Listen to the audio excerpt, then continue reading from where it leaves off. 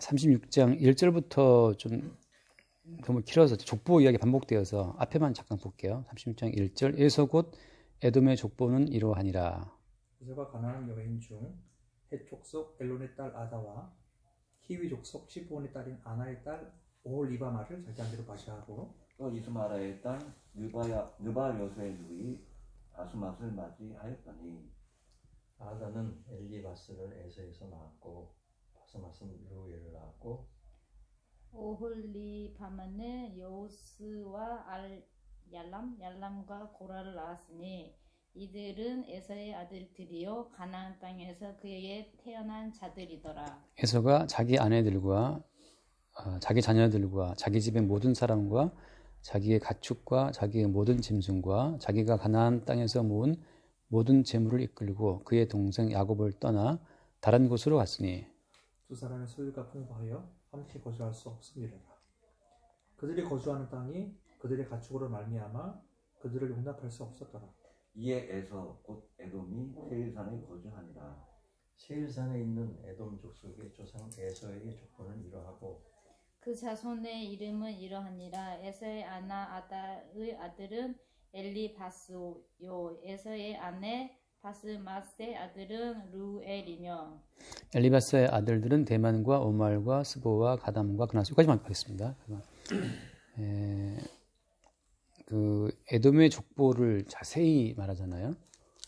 이렇게 어차피 이게 버림받은 저주받은 에서의 어떤 족보, 족속인데 자세하게 이렇게 언급할 필요가 있을까요? 성경에서, 이 귀한 성경에서 버림받은 족속을 이렇게 자세히 언급하는 이유는 뭘까요? 성경의 큰 하나의 이제 그 흐름인데 항상 버림받은 자의 족보가 먼저 나옵니다. 노아의 아들 셈, 함, 야벳 가운데서도 먼저 나오는 족보는 함의 족보가 나오고 셈은 그 뒤에 나와요. 그리고 또 하나의 큰 원칙은 예컨대 가인과 아벨이 있잖아요. 그럼 가인은 첫 번째 아들이지만 버림받고 둘째 아들 이제 아벨이 언약을 받죠. 똑같이 같은 흐름으로 에서와 야곱 중에서도 장자는 에서잖아요. 에서는 버림받고 야곱이 이제 복을 받죠. 이런 식으로 먼저 나온 강성하고 힘 있는 어떤 존재가 주님께 버림을 받고 그 이후에 나온 그 첫 번째 존재에 가려져 있었던 그 어떤 존재가 다시 튀어나오면서 이제 언약이 그쪽으로 흘러가는 어떤 모습을 띠게 돼요. 그래서 이런 흐름이 뭘 의미하느냐라고 하면 이제 언약이 나올 때는 반드시 그 언약 앞에 그 언약을 싸고 있었던 육적인 껍질이라는 것이 있어요. 육적인 어떤 껍질이 그 언약을 품고 있다가 언약이 튀어나오게 되면 육적인 껍질이 이제 탁 이렇게 마치 껍질처럼 제거되면서 그 속에 뭐가 튀어나오는 거죠. 그런 흐름으로 보자면 또 마찬가지죠. 이스라엘이 애굽 땅에 가 있다가 애굽 땅에 그 어디죠? 그 기름진 곳 그 숫곳이죠. 아니죠. 애굽 땅 숫곳 맞나? 거기에 이제 살잖아요. 나중에 이제 강성해지는데. 그래서 그 강성한 거대한 제국 애굽의 한 부분으로 이스라엘이 이제 이주해 있다가 좀 나중에 커져서 이제 그 애굽을 10번의 재앙으로 탁 깨고 10번의 재앙으로 애굽을 박살내고 그 껍질 속에서 이스라엘이 탁 튀어나와서 이제 홍해를 건너고 광야를 지나 가나안 땅에 간단 말이죠. 그런 흐름으로 계속해서 어떤 육적인 어떤 존재가 먼저 나오고 그러나서 그 속에 숨어 있었던 언약의 씨가 튀어나오는 그런 양상으로 성경의 흐름이 진행이 돼요. 마찬가지로 오늘도 마찬가지로 에서의 족보가 쭉 나오는 이유는 야곱 족속이라고 하는 언약의 백성이 나오는 그 전에 야곱이라는 존재를 나타내고 드러내기 위한 하나의 배경으로 에서가 나온다고 하는 거예요. 그래서 그 37장에 보면 나오지만 37장에 보면 이제 뭐가 나오냐 하면 그 37장 그 2절을 한번 볼까요? 1절. 야곱이 가나안 땅 곧 그의 아버지가 거류한 땅에 거주하였으니 그다음 보세요. 2절. 네, 그래서 이렇게 야곱 족보를 말을 하는데 특징이 뭐예요? 야곱 족보를 말하면서 야곱 족보를 쭉 말하는 것이 아니고 뭘 말하면 그 뒤에 바로 뭘 말해요? 야곱 족보는 이러한 다음에 요셉을 말하거든요. 그래서 아니 이 앞에에서는 이름과 이름으로 쭉 이어지는데 야곱의 족보는 이러하니라라고 족보를 말할 것처럼 해놓고 나서 요셉 이야기를 쭉 해요. 그래서 야곱 족보의 알맹이, 야곱이라는 족보는 어떻게 생기냐 하면 고정된 형태가 아니라 요셉이라고 하는 언약을 받은 그 아들의 어떤 활동성을 통해서 야곱 족보의 양상이 드러난다는 거죠. 이게 무슨 말인가 하면은 택함 받은 백성은 고정된 형태가 없어요. 이게 참 중요한데, 그러니까 제가 늘 하는 표현처럼, 그러니까 주의 교회라고 하는 것은 이렇게 출몰하듯 등장하는 거지. 항상 고정된 형태, 이것이 교회다. 고정된 형태의 족보가 교회는 없어야 돼요. 항상 바람처럼 어떤 흐름 가운데에서 주의 교회됨이 역사의 현장 가운데 잠깐 등장하는 거지. 해화동 교회는 지금부터 영원히 쭉 간다. 그건 해화동 교회는 이단이에요. 왜냐하면 영원한 교회는 주의 몸된 교회지. 그 주의 몸된 교회의 한 양상으로서의 해화동 교회가 잠깐 비치는 거거든요. 그 정춘환 목사가 죽거나 또 주의 어떤 뜻 가운데 우리 교회가 흩어지게 되면 흩어지는 거거든요, 이게. 근데 해화동 교회는 영원히 가자. 그래서 뭐 1대 목사, 2대 목사, 3대 목사, 뭐 장로 세우고 계속해서 그냥 거기에 어떤 바람 같은 역사가 없는데 불구하고 조직으로서의 교회가 영원히 간다. 그건 이제 몸된 교회를 대적하는 악마의 집단이 되는 거죠. 그러니까 제가 증거하는 것은 예수님을 증거하는 거지 교회를 증거하는 게 아니거든요. 그러니까 마찬가지 우리도 해화동 교회에 주목하면 그게 이단으로 가는 예수 그리스도의 원수가 되는 하나의 지름길이에요. 우리 모두는 다 피차에 예수 그리스도를 주목하고 예수 그리스도의 그 머리의 통치를 받아서 움직이는 지체로 움직일 때 그다음 교회가 생기는 거지, 이렇게 형성이 되는 거죠. 근데 뭐 꼭 뭐 장로를 세워야 되고 뭐 안수집사를 세워야 되고 이번엔 뭘 해야 되고 이렇게 조직체로서의 교회에 막 신경을 쓰는 데가 많거든요, 사실. 점점 이제 예수 그리스도에 대한 주목은 사라져요. 그 모든 교인의 마음속에 예수를 바라보면 없고 그냥 우리 교회 좋은 교회, 우리 교회는 아름다운 교회, 뭐 교회에만 막 신경 쓰면 그것이 이제 예수 그리스도의 머리됨을 대적하는 원수가 되거든요. 그래서 오늘 야곱 족보를 소개하면서 나중에 할 얘기지만 어쨌든 간에 요셉의 어떤 그 소년된 요셉의 활동을 쭉 이제 이야기하면서 족보를 말해서 어떻게 볼 때는 아니 족보를 말하면서 왜 이름 말 안 하고 요셉이 어쨌든 뭐 17살 소년이 그 말을 왜 하냐. 택함 받은 백성의 족보라고 하는 것은 활동성으로 언뜻 드러나는 거지 이름으로 가는 게 아니라는 걸 보여줘요. 그래서 에돔 족속이라는 것은 고정된 이름으로 쭉 가요. 각 개체의 존재성으로 가는 겁니다. 그냥 개별적인 존재와 존재의 이어짐으로 우리는 에돔 에서의 후손이라는 것이 드러나는 거고, 야곱 족속 같은 경우에는 누가 누구라고 하는 그 말이 계속 이렇게 비껴나갑니다. 그러니까는 형들이 요셉을 팔아먹음으로써 우리는 한 집안이냐, 그걸 주님이 깨뜨려 버려요. 그러니까 우리는 서로 우애하고 돕고 뭐 이런 그 인간들끼리의 집단성을 주님이 요셉에게 언약을 줌으로써 그걸 깨버려요. 마찬가지죠. 우리가 해화동 교회에 모였다. 근데 뭐 서로 우리끼리 뭐 집사님 사이하고 뭐 사이 좋아, 뭐 나랑 먹고 뭐 다 좋아, 다 좋은데 교제할 때마다 이게 서로가 서로를 이제 부인시키는, 자문에 나오잖아요. 철이 철을 앓게 하는 것처럼 형제가 형제, 친구가 친구를 앓게 한다는 그 말씀처럼 교제라고 하는 것은 서로에게 끼어있는 기름기를 잘라주는 거거든요. 서로에게 있는 그 주님 보시기 부정한 것들을, 그것들을 이렇게 쳐냄으로써 계속 그리스도 예수 앞에 이게 피해 요소만 남기는 그런 존재로 세워주는 게 이게 교제인데, 인간끼리 집단성을 강조하게 되면 이제 에돔처럼 존재로만 쭉 가는 거예요. 근데 원래 택함 받은 자의 족보라고 하는 것은 그리스도 예수의 활동성으로만 가요. 그러니까 외적으로 볼 때는 저것이 뭔 집단인가, 때로는 어떤 애매해, 정체성이. 근데 한 거기 보면 이제 또 그리스도 예수의 머리됨으로 어떤 구성되는 하나의 모임이 등장하는 거죠, 이렇게. 그런 점에서 이제 에돔 족보의 특징은 이렇게 존재와 존재, 개별적인 존재와 존재로 쭉 이어진다고 하는 거. 여기에 존재를 깨뜨리고 존재를 부인시키는 머리이신 보이지 않는 존재의 등장이 여기에 없다는 것이 문제예요. 그러면 이제 이렇게 에돔 족보, 존재와 존재로 이어지고 개별성과 개별성으로 이어지는 이 에돔 족보의 특징은 뭐냐 하면, 잠깐 한번 말씀 볼게요. 창세기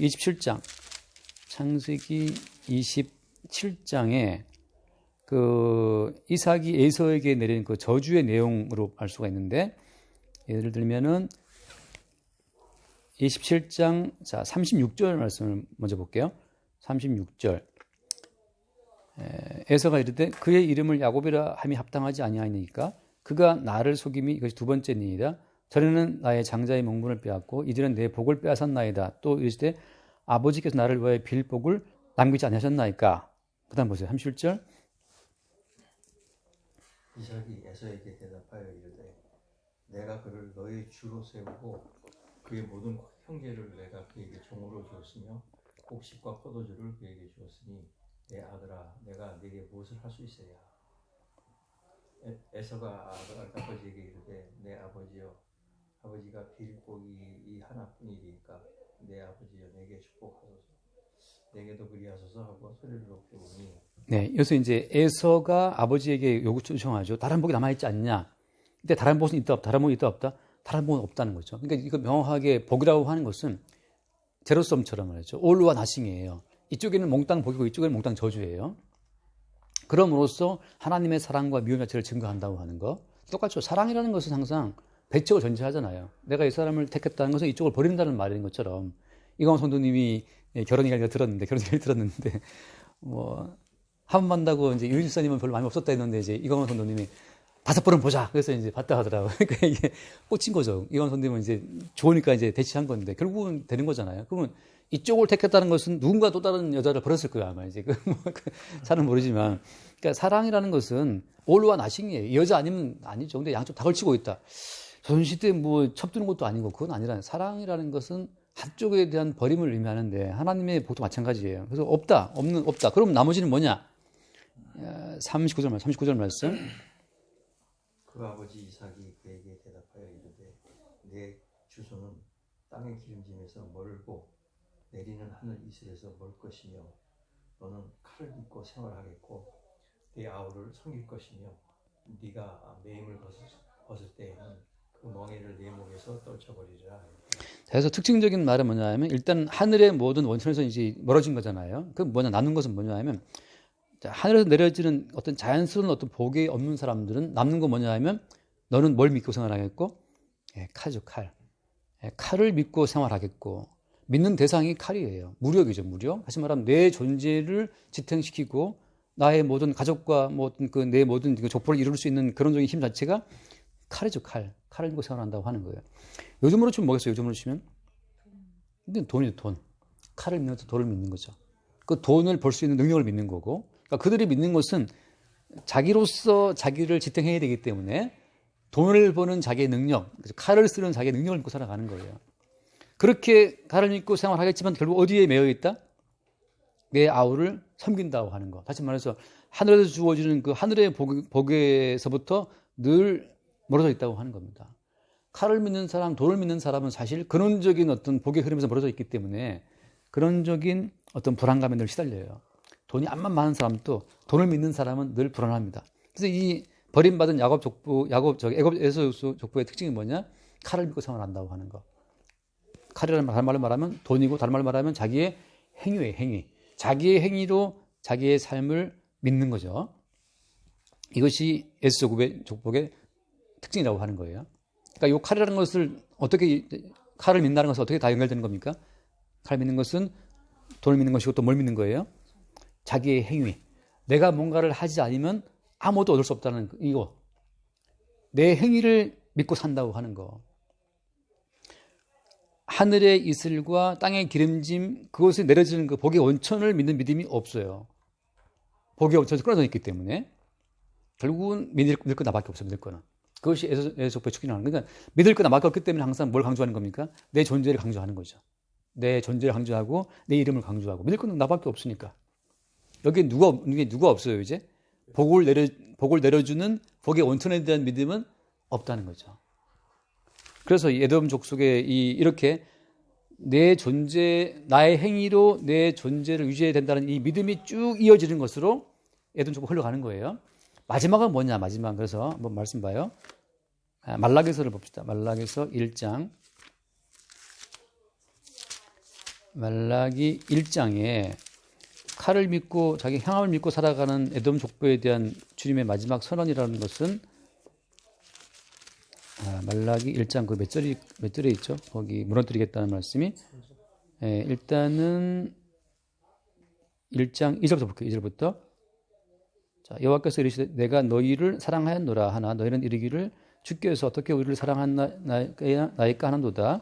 나 여호와가 말하노라 에서는 야곱의 형이 아니냐. 그러나 내가 야곱을 사랑하였고 그 다음에 에서는 미워하였으며 그의 산들을 황폐하게 하였고 그의 산업을 광야에 이리들에게 넘겼느니라. 에돔은 말하기를 우리가 무너뜨림을 당하였으나 황폐한 곳을 다시 쌓으리라 하거니와 나 만군의 여호와는 이르노라 그들은 쌓을지라도 나는 헐리라 사람들이 그들을 일컬어 악한 지역이라 할 것이요 여호와의 영원한 진노를 받은 백성이라 할 것이요 너희는 눈으로 보고 이르기를 여호와께서는 이스라엘 지역 밖에서도 크시다. 네, 여기 보면 에돔의 의지는 뭐예요? 에돔의 의지는 우리가 무너뜨림을 당하였으나 다시 쌓겠다는 거잖아요. 하나님께서는 인간의 행함에 대한 것을 무너뜨리지만 에돔은 쌓아요. 이 에돔이 다시 쌓는다라는 요 인간의 의지, 이 인간의 의지로 예수님 시대에 들어오게 되면 뭐가 세워집니까?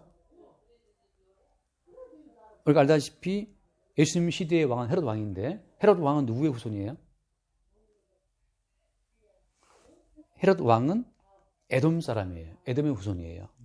그 헤롯 왕이 이스라엘 백성들의 마음을 얻기 위해서, 민심을 얻기 위해서 세운 것이 성전이죠. 48년 동안, 46년 동안 성전을 세우잖아요. 그러니까 하나님께서 그 솔로몬 시대에 바벨론을 통해서 성전을 다 깨버렸잖아요. 무너뜨려 버렸다고. 무너뜨려 버렸지만 또 누가 또 세웠어요? 에돔이 거창한 성전을 세우죠. 원래 이제 돌아와서 포로 귀환 이후에도 뭘 세우면 너무 초라해서 그건 뭐 할 것도 없는데 에돔의 출신이었던 그 헤롯 왕이 46년 동안에 거창한 성전을 짓습니다. 근데 그 에돔이 세운 거창한 성전이 보여주는 어떤 상징성은 어떤 거예요? 인간의 행함과 인간의 의지로 신께 도달하려고 하는, 하나님께 이르려고 하는, 비록 하나님은 우리를 저주했고 에돔 족속을 저주했지만 우리는 우리의 의지와 정성과 행함을 다해서 하나님의 나라에 도달해 보겠다라고 하는 그 의지를 성전을 통해서 이제 표출한 거잖아요. 제가 볼 땐 그래요. 이 에돔 제국이 세운 그 성전, 아니, 그러니까 에돔의 후손, 그 헤롯이 세웠던 성전처럼 오늘날의 많은 교회가 인간의 행위를 의지해서 하나님의 나라에 도달해 보겠다고 애를 쓰는 모습이 너무나 많이 보이는데 그것이 조직화된 교회의 모습입니다. 조직화된 교회는 사실 그 속에 예수님이 내리는 하늘의 이슬, 땅에 기름지면서 멀리 있다 하더라도 인간의 의지로 충분히 교회를 세울 수 있다고 주장하는 사람들이 많아요. 제가 볼 때는 사실 뭐 카톨릭도 그런 부류 하나인데 어떤 사람들은 이제 그 역사를 보고 그 카톨릭 역사를 신뢰를 하지만 하나님이 본인의 이름을 주려고 세운 성전까지 주님이 깨버리시는 분이기 때문에 인간의 의지로 세워진 성전은 사실 깨져야 정상이거든요. 하나님이 무너뜨린 걸 왜 또 세우냐고. 에돔이 말하기를 우리는 무너뜨림을 당했지만 다시 쌓겠다. 그러나 주님께서 그 쌓은 것을 인정하시냐? 인정 안 한다는 거죠. 그들은 쌓을지라도 나는 헐겠다는 거지. 그러니까 인간의 의지로, 인간의 행함으로 칼을 믿고 돈을 믿는 인간의 의지로 세워진 그 모든 성전을 주님이 인정하지 않아요. 에돔은 뭘 믿죠? 칼을 믿잖아요. 현대인들은 뭘 믿습니까? 돈을 믿죠. 돈이 있으면 뭘 세울 수 있어요? 돈이 있으면 교회 세울 수 있어요. 우리 교단은 아니지만 뭐 장독 유명한 목사님이 있습니다. 그 목회자 세미나 할 때 질문을 했죠. 교회를 세울 때 제일 필요한 것이 뭐냐 할 때 그 목사님이 답한 그 대답이 너무 쇼킹한 거였어요. 교회에 세울 때 제일 필요한 것이 뭐냐면 그 답변이 뭐냐면 돈이었어요. 돈이 있으면 세운다. 목사님들마다 대출 받아서 예배당 세우기에 뭐 바쁜 분들이 많거든요. 그럼 그 칼로 세운 나라, 돈으로 세운 교회, 인간의 의지로 세운 그 교회가 주님 보시기에 교회냐? 하늘의 이슬과 땅의 기름짐, 다시 말하면 주님의 축복의 줄기를 타고 내려오는 은총 없이 세워지는 것은 인간 집단이지. 인간 집단 조직이에요, 조직. 예수님 시대의 성전 중심의 사두개인들, 예수님 시대의 성전 중심 바리새인들, 그 모든 것이 다 어때요? 주님 보시기에는 에돔 족속들이 버리고 있는 거예요. 칼을 믿는 것처럼 자기 행위를 믿는 거지. 믿을 건 내 행위밖에 없어요. 그래서 주님께서 그들을 다 저주했죠. 뱀들아, 독사의 새끼들아 라고 해서 어차피 그들은 하나님에 의해 저주받은 에돔 쪽의 정신을 따라가는 거기 때문에 칼을 믿고 사는 것처럼 자기의 행위를 믿는 것밖에 아무것도 없기 때문에 그들이 그걸 주님 보시기에는 그들이 뱀들의 독사의 새끼들인 거죠. 그러니까 제 입장은 그래요. 주님께서 교회를 문 닫게 하시면 닫아야 되는데 인간의 의지로 교회를 붙잡고 있으니까 이거 뭐 목사가 죽어도 뭐 2대 3대 막 간단 말이지. 물론 은혜의 흐름을 따라 그 자연스러운 흐름이 있을 수가 있어요. 근데 그게 아니라 단지 조직 가치를 유지하기 위한 그 모든 행함은 주님 보시기에 과연 교회겠는가? 에돔 족속의 후손인 헤롯이 세운 그 성전을 주님이 인정했어요?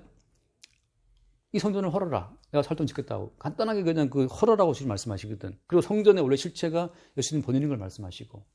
그러니까 인간의 의지로 세워진 그 모든 걸 주님이 다 파헤치시는 거죠. 그래서 여러 흐름으로 가는데, 그러면 하나님이 굳이 그럼 에돔 족속을 이렇게 유지시키는 목적은 뭐냐 하면 뭐 때문이겠어요? 아까 처음 드린 말씀처럼 이 육적인 껍질을 깨고 그 속에 담아두었던 언약을 빼내기 위한 과정이거든요.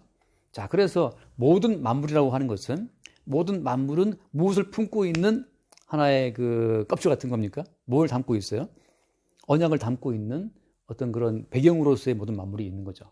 그래서 이 모든 만물의 존재의 의미는 어떻게 찾아가는 겁니까? 잠깐 말씀하면 에베소서 1장을 볼게요.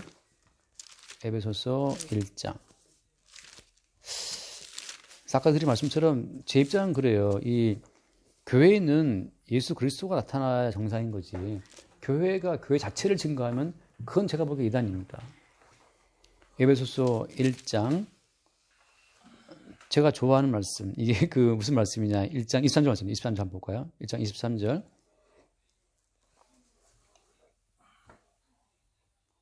교회는 그의 몸이니 만물 안에서 만물을 충만하게 하시는 게 충만합니다. 자, 교회는 그의 몸이기 때문에 그의 몸된 교회를 위해서 주님이 만물을 조성하시고 있는 거예요. 다시 말하면 에돔을 포함해서 모든 만물은 그의 몸된 교회를 산출하기 위한 배경으로서의 만물인 거예요. 에돔은 왜 있느냐 하면 무엇을 위해 에돔이 있습니까? 야곱을 위해서 에돔이 있어요. 야곱이 누구를 속이죠? 에서를 속이잖아요. 장자의 명분을 뺐잖아요. 그러니까 차츰차츰 야곱이라는 언약 백성이 어떻게 등장하는가를 보여주기 위해서 그 배경으로 에서가 있는 거죠. 그러니까 반드시 어때요? 언약 백성이라는 것은 두 존재의 실상을 보는 거예요. 제가 늘 드리는 말씀처럼 우리가 얼마나 하나님 보시기에 죽어마땅한 죄인인지를 보는 안목이 없는 사람들은 언약의 약속이 실체가 성령도 받지 못한 사람이라고 하는 거예요. 야곱은 뭘 보는 거죠? 야곱은 에서의 속성도 보고 하나님에 의해서 택함받은 언약 백성의 모습도 보게 되죠. 두 세계. 모든 만물의 의미를 언약으로 보는 거니까. 그러니까 모든 만물의 존재의 의미는 어디에 있다? 그의 몸된 교회를 배태, 그의 몸된 교회를 잉태하고 몸된 교회를 산출하기 위한 조건으로서 만물이 있는 거죠. 이거에 대한 선명한 그림은 뭐였다? 애굽이라는 나라가 왜 강대한 제국이었어요? 택함받은 야곱 족속들이 그 애굽 땅에서 400년 동안 장성하도록 품고 있는 어떤 그릇으로서 애굽이 있었거든요. 이게 나올 때는 이제 애굽을 깨고 나오는 것처럼 모든 만물은 왜 있냐? 모든 만물은 그의 몸된 교회, 택함받은 백성들을 잉태해내기 위한 하나의 큰 산실처럼 만물이 있는 거예요. 그러니까 지금 태양이 뜬다, 달이 뜬다, 바람이 분다. 왜 있냐 하면 그의 몸된 교회를 산출하는 목적을 위해서 지금도 모든 만물이 움직이고 있는 겁니다. 그럼 그의 몸된 교회는 자생적인 노력으로 나오는 것이냐? 그게 아니라는 거죠. 왜? 교회는 그의 몸이기 때문에. 그의 위의 말씀처럼 에베소 1장 거기 몇 절이죠? 19절 말씀, 19절. 그의 힘의 위력으로 역사하심을 따라 믿는 우리에게 베푸신 능력에 지극히 크심이었다는 것을 너희가 알게 하시기를 구합니다. 아멘. 20절. 그의 능력이 그리스도 안에서 역사하사 죽은 자들 가운데서 다시 살리시고 하늘에서 자기의 오른편에 앉히사. 아멘. 자, 그의 능력이 역사했다는 거예요. 그리스도 안에서. 21절 모든 통치와 권세와 능력과 주권과 이 세상뿐 아니라 오른성에 일컫는 모든 이름이 뛰어나게 하시고 만물을 그의 발 아래 복종하게 하시고 그를 만물 위에 교회의 머리로 삼으셨다. 이 만물 위에 교회의 머리, 그러니까 모든 만물을 충만케 하신 것은 교회였고 그 교회의 머리는 그리스도라고 하는 거죠. 결국은 그리스도를 나타내고 드러내기 위해서 교회가 존재하는 것이고 교회를 드러내기 위해서 만물이 있는 거예요. 바꿔 말하면 야곱을 드러내기 위해서 에서가 필요했던 것이고 그 야곱의 머리이신 그리스도를 드러내기 위해서 야곱의 인생이 쭉 흘러왔다고 하는 거예요. 그러니까 우리는 그리스도의 머리됨을 중심으로 해서 모든 만물의 의미를 재구성하고 이해하는 거죠. 모든 만물이 왜 있는 것이냐. 어떤 과학자도 제가 늘 드리는 말씀, 어떤 과학자도 해가 뜨는 이유에 대해서는 몰라요. 그러니까 모든 만물 존재의 의미는 모르는 거죠. 해가 뜨는 원리를 알 수는 있어요. 자전에 의해서 조금 말할 수 있지만 근데 왜 자전이 일어나는 것인지, 왜 공전이 일어나는 것인지, 그리고 상대성 이론에 대한 것을 공감할 수 있지만 왜 그런 상대성 이론에 의해서 우주가 돌아가는지 그 왜에 대한 것은 아무도 말을 못해요. 물론 이제 뭐 비과학적으로 말하기도 하죠. 그건 너무 종교인들이 비하한 것이 아니냐. 종교의 논리가 아니고 성경대로 논리를 보자면 택함 받은 백성들을 보존하기 위해서 모든 만물이 움직이는 거잖아요. 그래서 우리가 여호수아를 지금 찾지는 않겠지만 여호수아가 전쟁할 때, 기브온과 싸움할 때 하늘의 해를 멈추게 했잖아요. 기도할 때 해가 멈췄다고. 하늘의 해가 멈췄다. 물론 자전이 멈춘 거겠죠. 하늘의 해가 멈춘 그 동안에 이제 그들을 기브온 족속을 멸절한 건데 거기 보면 그런 표현이 나오잖아요. 달아 해야 어디에 머무르고 달도 거기 아일란 골짜기 머무르라는 말씀이 나오거든요. 사람들이 아니 어떻게 하늘에 해와 달 동시에 있을 수 있냐 그러는데 제가 이스라엘 갔을 때 그때 딱 마침 거기 여리고 거기 갔었는데 저기 여호수아 전쟁에 갔었는데 마침 딱 정확하게 그 낮달에 딱 떠 있더라고. 낮에 나온 달이. 그래서 그 말씀이 확 다가오는 거야. 아 이게 태양과 달이 동시에 떠 있구나. 그런 순간이 있다. 그러니까 모든 만물이 하늘의 태양과 달까지도 여호수아 전쟁, 언약 전쟁을 위한 하나의 도구로 동원되는 것처럼 모든 만물은 그의 몸된 교회를 잉태하는 하나의 그릇이었고 그 모든 과정을 통해 드러난 것은 뭐였어요? 드러나는 것은 교회의 머리이신 그리스도라고 하는 거죠. 그래서 이 에돔 족속을 보면서 우리가 전번에 한번 봤잖아요. 왜 야곱이 에서를 보고 그런 표현을 하느냐. 33장, 창세기 33장에 보면은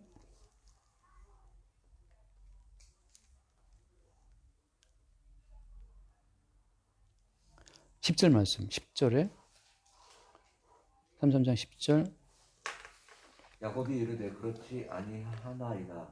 내가 형님의 눈앞에 해서 은혜를 입었사오며 청하건대 내 손에서 이 예물을 받으소서. 내가 형님의 얼굴을 배운즉 하나님의 얼굴을 본도 같사오며 형님도 나를 기뻐하시니이다. 자, 이게 지금 야곱이 아부성 발언이라고 볼 수도 있어요. 형님의 얼굴을 배운즉 하나님 얼굴을 본 것 같다. 이렇게 표현을 하잖아요. 근데 이런 표현하기 전에 어떤 사건이 있었습니까? 야복공을 지나왔고 분이를 지나고 한 얼굴을 본 사람이라고 야곱이 지금. 다시 말해서 자기로 자기를 보는 암흑에서 벗어나서 지금 하나님께서 형과의 관계성 속에서 나를 어떻게 인도해야 되는지를 보는 거예요. 언약이란 큰 틀 속에서 저주받은 형이지만 언약이란 틀 속에서 형을 바라보니까 저 형이라는 존재는 사실 택함받은 나의 어떤 얼굴을 위해서 나의 존재성을 위해서 연단의 그릇으로 행해왔다는 사실을 그때 보게 된 거죠. 다시 말해서 택함받은 성도가 세상을 보게 되면 주님의 구원의 은혜가 얼마나 큰지를 보게 된 동시에 사실 이 우리에게 구원의 은총을 증거하기 위해 주님이 동원한 모든 만물을 본다는 거죠. 그러니까 아까 잠깐 이야기했다시피 큰 건 계약했다. 큰 건 계약하게 되던 그 회사 사장 믿는 사람이냐 그거 상관없어요. 단지 어때요 지금? 하나님의 큰 언약의 틀 속에 그들이 있다는 거죠.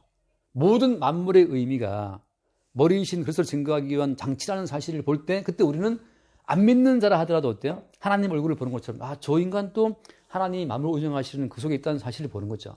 그러니까 우리는 사실 불신자 택함받지 못한 자들의 어떤 그런 역할이 없인 우리도 못 살아요. 예. 불신자가 와서 계약해 주니까 계약금 받아서 사는 거죠. 뭐 너 열심히 안 믿으니까 꺼져라 그런 게 안 돼요. 그러니까 마귀 백성들의 예수 우리가 사는 거고 모든 만물이 다 그 만물 안에서 만물을 충만케 하시는 자의 충만이라고 하는 그 몸된 교회를 산출해내기 위한 과정으로서 배치된 거대한 애굽이에요. 그러니까 400년 동안 이스라엘이 애굽이라는 그 땅에서 그들이 번성해진 것처럼 주님께서는 자기 백성을 어디서 키우냐 하면 이방인들 무리 가운데 키우는 겁니다. 주님이 지금 그 이방인 회사에다가 이광성님을 집어넣어서 돈 벌게 안 했으면 인생 괴로워요. 돈도 벌어야 되고 또 얼마나 인생이 무료해 가만히 있으면 노는 건 하루 이틀이지. 다 주께서 자기 백성을 끄집어내기고 훈련시키고 산출하기 위한 장치로 모든 만물을 쓰고 있다는 사실. 저도 사실은 나가서 마트 가서 뭐 사 먹더라도 다 불신자들이 마트에서 장사해 주니까 돈 버는 거죠. 성윤주리가 신세계 하니까 가서 이마트 하니까 또 먹고 사는 거고. 그런 점에서 어때? 우리는 택함받은 백성은 모든 만물과 모든 만민을 통해서 주께서 행하시는 그 큰 어떤 섭리의 흐름을 본다는 거죠. 그런 점에서 야곱이 그러니까 택함받은 백성의 입장에서는 야곱 족보의 이 기나긴 족보의 흐름도 우리가 알 수 있다는 거죠. 동시에 늘 말하다시피 야곱 속에는 에서의 성분이 없습니까? 당연히 있죠. 그러니까 자기의 존재성을 드러내기 위해서 뭔가 다 포함되어 있고 다만 그것을 언약의 기능이 매일 그를 잘라내고 죽여서 그렇죠. 에서를 동원해서 야곱을 쫓아내므로 말미암아서 야곱은 기나긴 세월 동안 자기 부인의 세월을 살게 되잖아요. 에서가 정말 흔히 말하는 그 지랄치지 않았으면 야곱도 집에 있었을 거예요. 근데 에서가 장자의 몸 뺏긴 것 때문에 너무 흥분해서 죽인다 그러니까 이제 간 거잖아요. 그러니까 우리 주변의 모든 불신자들 그 모든 만물이 우리를 자기 부인의 길로 나를 부인하고 십자가를 지는 길로 우리를 몰아붙인다는 거예요. 그래서 우리는 덕분에 예수 그리스도를 따라가는 길로 가게 되는 거죠. 그러니까 우리 주변에 있는 그 이제 나를 몰아붙이는 에서의 얼굴을 통해서 뭘 보는 겁니까? 하나님 얼굴을 보는 거죠. 나를 몰아붙이는 에서를 통해서 나를 부인시키고 내 힘으로 할 수 없는 나의 한계를 깨닫게 해주시는 주의 어떤 그 작용을 보기 때문에 에서를 볼 때도 하나님 얼굴을 보는 거예요. 그러니까 우리를 미워하고 험담하는 이방인은 또 어떻게 우리가 보는 겁니까? 저로 하여금 그거 읽어 마칠게요. 그 사무엘하 16장인가요? 16장. 사무엘하 16장 5절 이후에 나오는데 먼저 5절을 볼게요. 16장 5절. 다윗 왕이 바후림의 이름에 거기서 사울의 친족 한 사람이 나오니 게라의 아들이요 이름은 시므이라. 그가 나오면서 계속하여 저주하고 또 다윗과 다윗 왕의 모든 신하들을 향하여 돌을 던지니 그때 모든 백성과 용사들은 다 왕의 좌우에 있었더라. 시므이가 저주하는 가운데 이와 같이 말하니라. 피를 흘린 자여 사악한 자여 칼바람. 예, 지금 게라의 아들 시므이가 다윗을 계속 저주하고 있어요. 욕하고 있어요. 이런 흐름 가운데에서 9절 말씀 보면 스리의 아들 아비새가 왕께 여짜오되 이 죽은 개가 어찌 내 주 왕을 저주하리이까. 청하되 내가 건너가서 그의 머리를 베게 하소서 하니까 다윗이 답변한 것이 뭐였어요? 10절 말씀에 왕이 이르되 스루야의 아들들아 내가 너희와 무슨 상관이 있느냐. 그가 저주하는 것은 여호와께서 그에게 다윗을 저주하라 하시니 네가 어찌 그리하였느냐. 자, 누가 하게 한 것이다? 여호와께서 버림받은 저주받은 백성을 통해서 나를 저주하라 하십니다. 자, 교회는 뭐냐? 교회는 만물 안에서 만물을 충만케 하신 자의 충만이다. 교회는 그의 몸이라고 할 때는 주님은 모든 만물을 동원해서 그의 몸된 교회를 산출해내는 작업에 지금 하고 있다는 거죠. 그러니까 아까 봤던 것처럼 야곱이 형 에서를 볼 때 하나님 얼굴을 보는 것 같다. 왜냐하면 자기를 내쫓고 죽이려고 했던 그 모든 흐름 가운데서 야곱은 하나님의 어떤 일하심을 본 거죠. 지금 다윗도 마찬가지죠. 게라 아들 시므이 저거 목 베어버릴까? 아니죠. 하나님께서 나를 저주하게 하십니다. 그러니까 근데 어떤 손님이 와서 계약할까 말까 계약 안 하고 도망갔어. 그때 막 욕이 나오지면 어때요? 주께서 그렇게 그에게 계약할까 말까 그냥 때려치게 하십니다. 이게 보게 될 때는 우리는 만물 안에서 만물을 충만케 하시는 자의 충만함을 봐요. 그때 우리는 그 계약할까 말까 도망간 그 사람도 어때? 그 사람을 보고 하나님 얼굴을 보는 것 같다라고 말할 수 있는 거죠. 그게 안 되면 이제 저것이 나를 놀리나 하고 이제 뭐 욕 나올 수 있는데 그래서 아까 에베소서 말씀처럼 그리스도가 머리이시고 머리이신 그리스도가 자기의 몸을 산출해낼 때에는 버림받은 에돔 족속의 작용 가운데서 뽑아내시는 거기 때문에 우리는 왜 에돔 족속의 족보를 길게 써놓으시느냐 하면 이 에돔 족보가 촘촘할수록 그의 몸된 교회를 만들어내시는 작업 촘촘한 거예요. 모든 배치가 정확합니다. 모든 배치마다 자기 백성을 뽑아내시는 주의 손길이 작용해서 그들로 하여금 우리를 밀어붙이는 거예요. 어디로? 십자가 앞으로. 우리는 제 발로 십자가 앞으로 못 갑니다.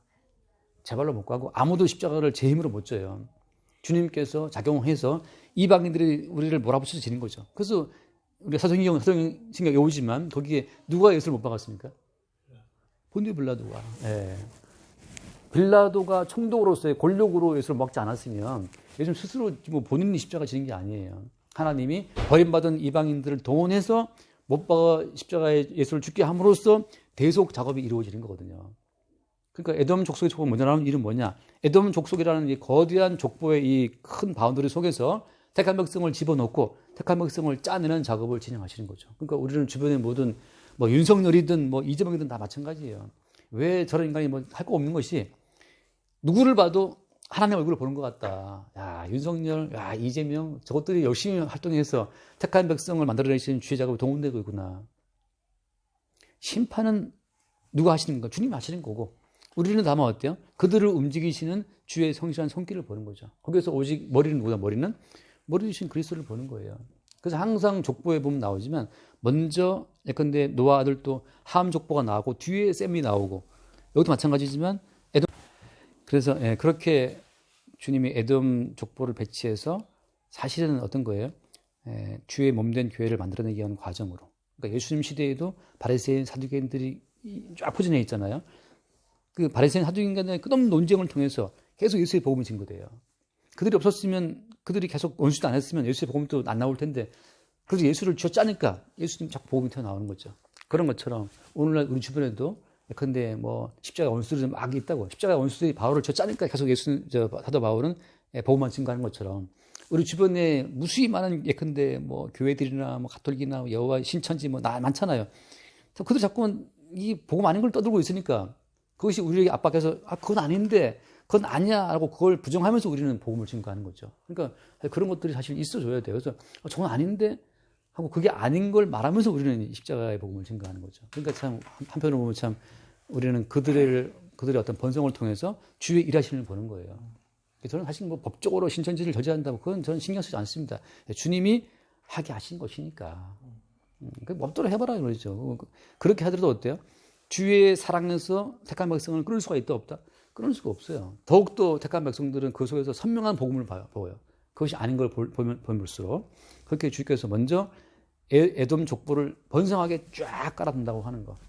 거기에서 택한 백성을 쥐어짜서 택한 백성은 십자가에 죽으신 예수만 바라보는 역할을, 그런 어떤 그 흐름으로 계속 몰려간다는 거죠.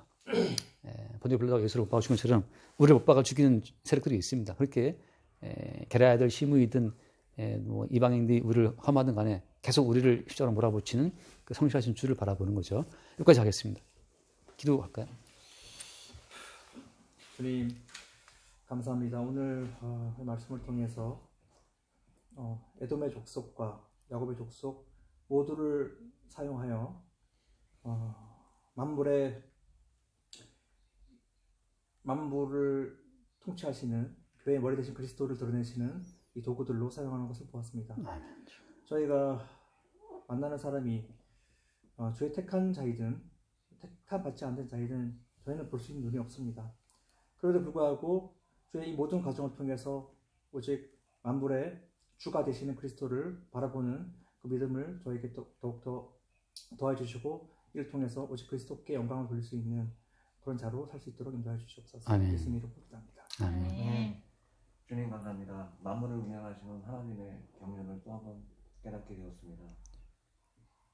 세상 만물에서 비언약 백성들의 자기 의지와 자기 행위, 돈과 칼로 의지하여 사는 그들의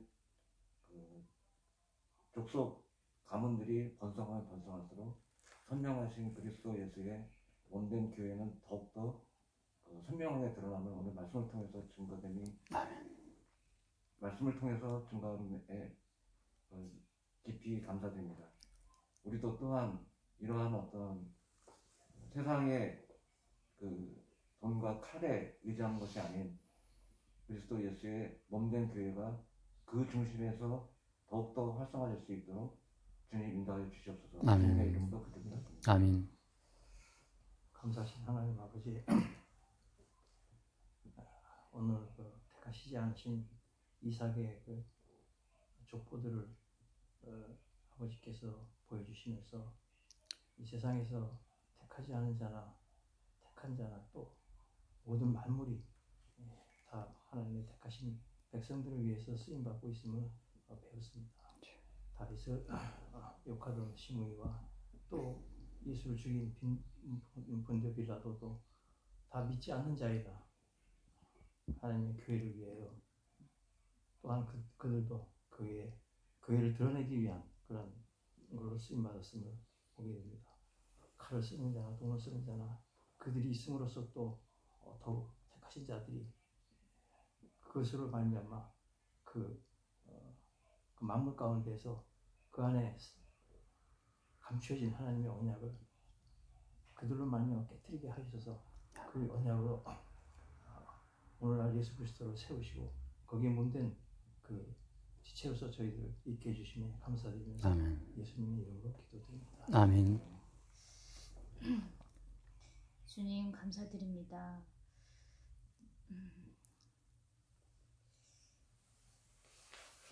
오직 주님께서 배치하신 모든 믿지 않는 자 또한 오직 주님의 주되심을 나타냈고, 주님께서 만물을 운행하시는 모든 도구로 사용하고 있음을 참으로 감사드리고 또한 그들을 통해서 하나님 얼굴을 보는 것 같이 아버지 하나님 그 볼 수 있는 마음을 허락하여 주시길 원합니다.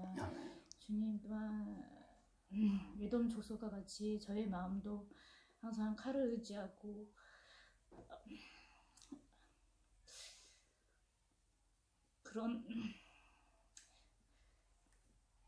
그런 속성이 있음을 주 앞에 고백드립니다. 오직 이 모든 아버지는 그 죄악된 모든 것을 베어내어 주시고 말씀의 칼로 아버지는 베어내어 주시기를 간절히 바라오며 우리 주 예수 그리스도 이름으로 기도드립니다. 아멘. 주님 감사합니다. 오직 칼과 힘과 돈을 믿고 살아가는 이 불신의 세상 가운데에서 우리 삶의 생명의 원천이 하늘의 이슬과 땅의 기름짐처럼 십자가에 죽으신 우리 예수께 있음을 새롭게 보게 해주시고 우리로 하여금 십자가 예수를 주목하도록 우리를 압박하는 세상의 모든 풍조로부터 풍조를 통해 역사하시는 그 주님을 더욱 선명히 바라볼 수 있도록 축복하여 주옵소서. 감사하며 우리 주 예수님을 기도드립니다. 아멘. 감사합니다.